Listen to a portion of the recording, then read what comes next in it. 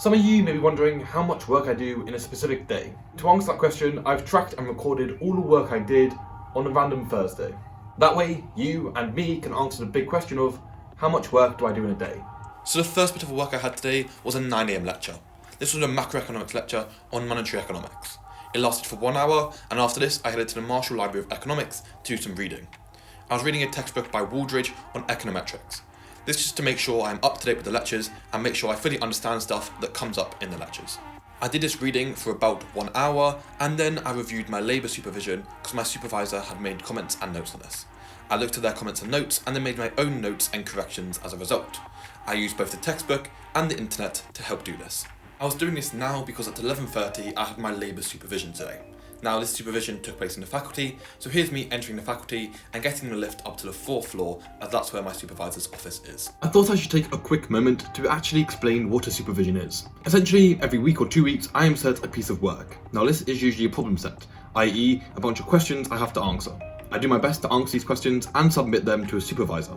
A supervisor is a tutor or professor at a particular college at Cambridge. Then what I do is I go to the supervisor's office with 1 or 2 other people and talk about the problem set that I've just answered.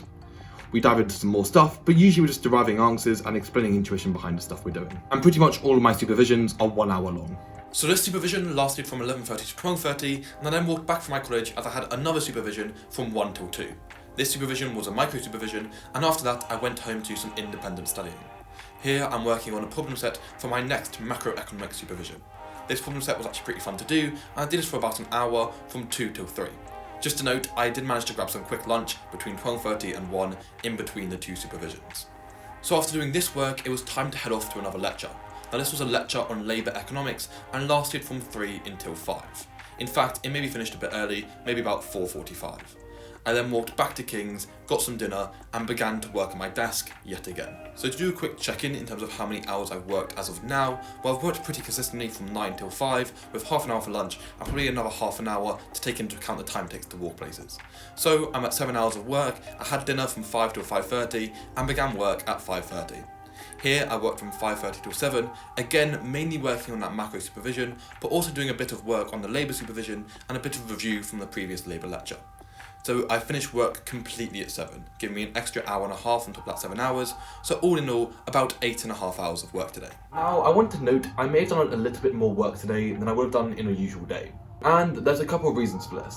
Firstly, I had 2 hours of supervisions and 3 hours of lectures today.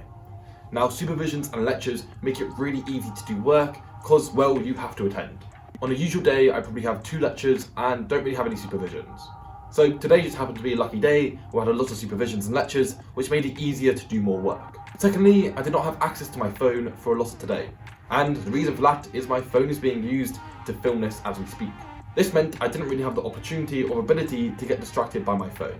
In a normal day, I definitely would have spent some of that time I spent studying today on my phone. And there's some days where I work quite a bit more, and there's some days where I work quite a bit less. But I'd say it usually averages out to something similar to what I've done today.